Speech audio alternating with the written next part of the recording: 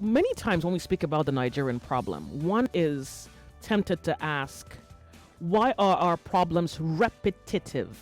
There isn't anything that you're saying here today that you might not have said in a different way at a different time.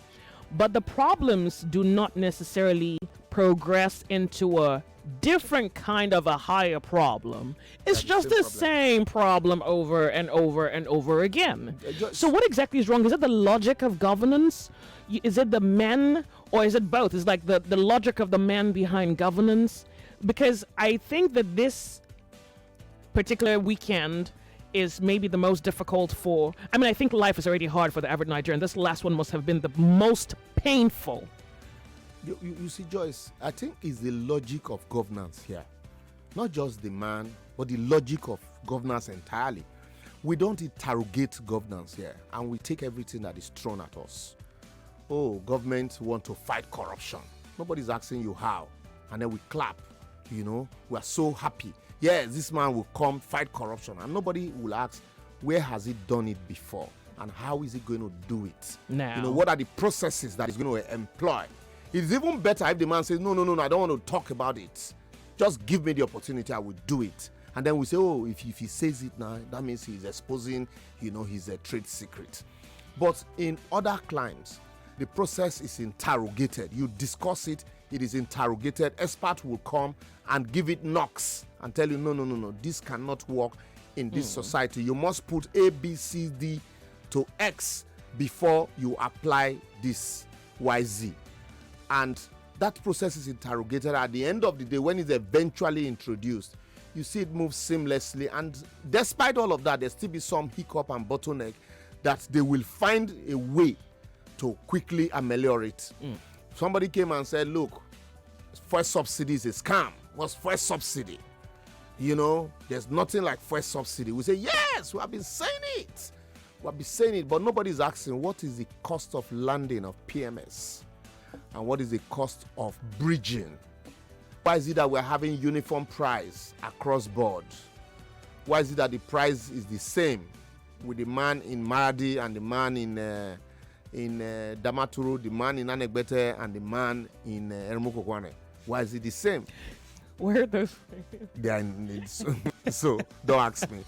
So at the end, he just says, he throws the blanket statement and we swallow it. He comes on board and says, oh, look, we have to yank up subsidy. We start another round of debate. But you told us that it was a scam. There was nothing like that. I know you can't remove it. What are the cushioning effects? Nobody's discussing it. And then someday, another one comes and says, I will fix the refineries. If that be the last thing I will do. And boom, we say, yes, they said they will fix the refineries. And he turns around again to say, no, these refineries cannot be fixed. They are obsolete. We need new one. Oh, Dangote is constructing one. And so we all wait. We are waiting for that one. Nobody's asking the question, what happened to us? What can we do about it? Even if it's obsolete, what can we do? Nobody discusses it. And then first crisis comes, government will trade blame. And the people will find a way to make a kill. Everybody's selling fuel in jerry cans now. Those of us that can afford it, we buy comfortably at the higher price. We'll gradually get used to it. Maybe till after the election, the next government will come and then the queues will just disappear. We'll say, yes, this is the man for the job. But nobody will ask, what did you do differently? Is this thing that you have done sustaining? And the other person comes and says, oh, look, you know what? I think it is high time we redesign currency. And the same government will say, we're not carried along. These are stakeholders. And then we'll begin to debate it. You don't need to be carried along. It's his mandate. Once he says he wants to use it to eliminate vote buying, fight corruption, as far as it's beneficial. Nobody is interrogating the short, medium, and long term of the process, the implementation, the hardship. Nobody's even asking what are the number of people who are using cash daily. We just say in America they don't use cash, in Canada they don't do this, in this, that. But what is the ratio of civilization and access to technology compared to us? Go to our international airport, you can't get a Wi-Fi. If your phone does not have internet, you can't get Wi-Fi. But go to Abidjan, go to Senegal, Dakar airport, Everything is almost working. You won't even know that you're in the same African country, West Africa. So these processes, the people are not interrogated. Governance processes is not interrogated because Nigeria belongs to nobody. Don't let me deceive you. Nigeria belongs to nobody. And what belongs to nobody, nobody will take care of it.